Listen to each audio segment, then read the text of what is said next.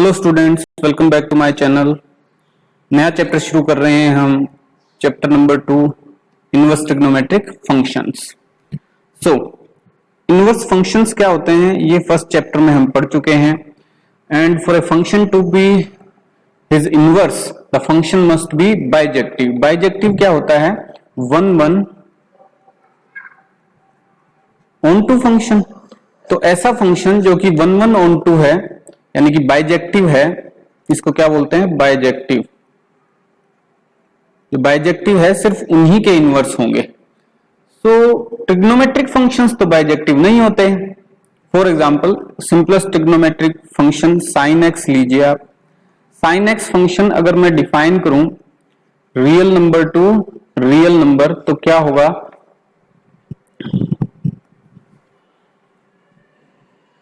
ये फंक्शन 1 नहीं होगा, मैनी वन होगा, और ऑन टू नहीं होगा, इन टू होगा।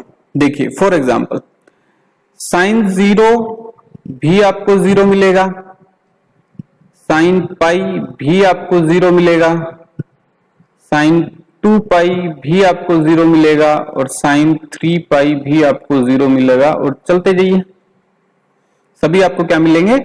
0। यानी कि डोमेन के 0 का भी रिलेशन 0 के साथ है, डोमेन के पाई का भी रिलेशन 0 के साथ है, और 2 पाई भी 0 से एसोसिएटेड है, 3 पाई भी 0 से एसोसिएटेड है। इसका मतलब इन डोमेन की इन सभी वैल्यूज के लिए, ये मान लीजिए मैंने डोमेन लिखा रियल नंबर का, और ये कोडोमेन भी रियल नंबर है। तो डोमेन में जो 0 है, पाई है या माइनस पाई है या 2 पाई है, माइनस 2 पाई है, सभी किससे जुड़े हुए हैं? सभी की इमेज क्या है? 0 है। ठीक है, okay.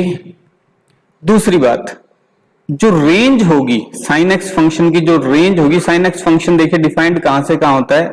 Real number two -1 to 1। ठीक है, डोमेन इसका रियल नंबर और रेंज इसकी -1 to 1, सिर्फ वही वैल्यूज होंगी।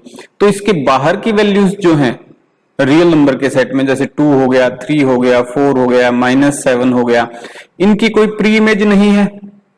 प्री इमेज नहीं है यानी कि ये एसोसिएटेड नहीं है, यानी कि ये फंक्शन क्या हो गया?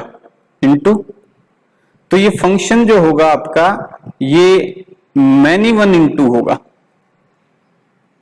साइन फंक्शन आपका मैनी वन इनटू होगा। तो इसका फिर इनवर्स कैसे फाइंड आउट करेंगे? और अगर फाइंड आउट नहीं कर पाएंगे तो इस चैप्टर का मतलब क्या है?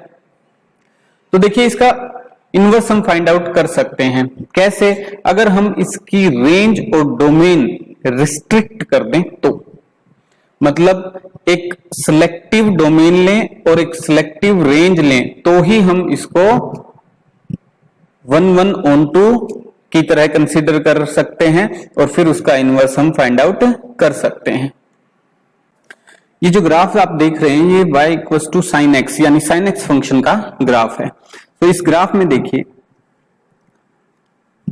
ये -पाई वैल्यू है, ये पाई वैल्यू है, यहां कहीं आपको -पाई/2 मिलेगा हाफ पे, और यहां आपको मिलेगा पाई/2। ठीक है, और ये वैल्यू 1 है, ये -1 है। तो जो रेंज है अपनी, डोमेन इसका हो गया रियल नंबर का सेट और रेंज हो गई -1 to 1। अब ये क्योंकि मैनी वन फंक्शन हो गया, इसका इनवर्स हम नहीं ले सकते, तो हम क्या करेंगे?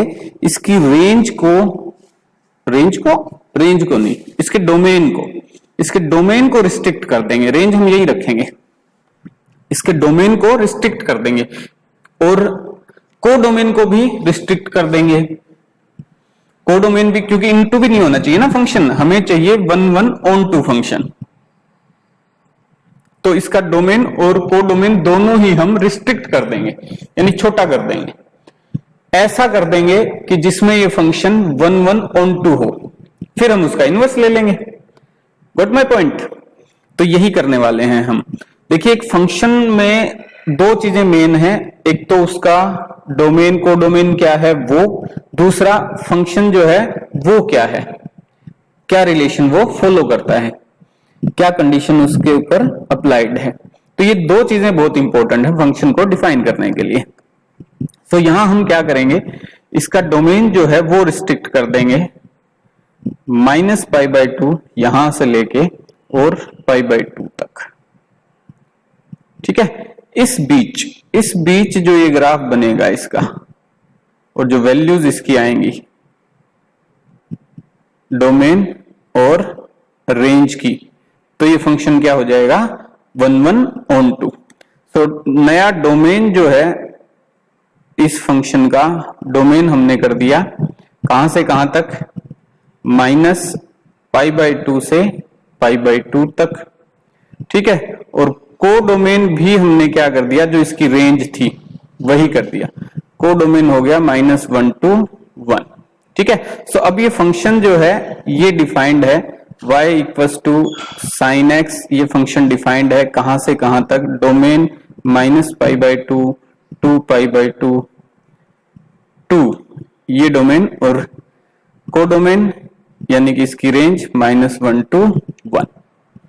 ठीक है, इस डोमेन में और इस रेंज पे ये फंक्शन जो होगा ये 1 1 on 2 फंक्शन होगा, और 1 1 on 2 फंक्शन बाइजेक्टिव फंक्शन जो है उसका हम इनवर्स ले सकते हैं। ठीक है, सो ये बाइजेक्टिव हो गया इस डोमेन और को डोमेन में। व्हाट माय पॉइंट, इस डोमेन और को डोमेन में इस डोमेन और इस रेंज में ये फंक्शन जो होगा ये हमेशा 1 1 on 2 होगा, और उस 1 1 on 2 फंक्शन का हम इनवर्स फाइंड आउट कर लेंगे।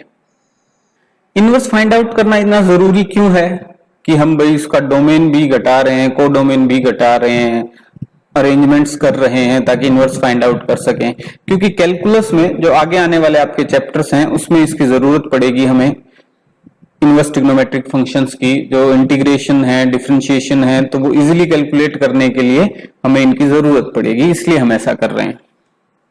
इस तरीके से डोमेन एंड रेंज रिस्ट्रिक्ट करके हम सभी ट्रिग्नोमेट्रिक फंक्शंस का इनवर्स फाइंड आउट कर लेंगे।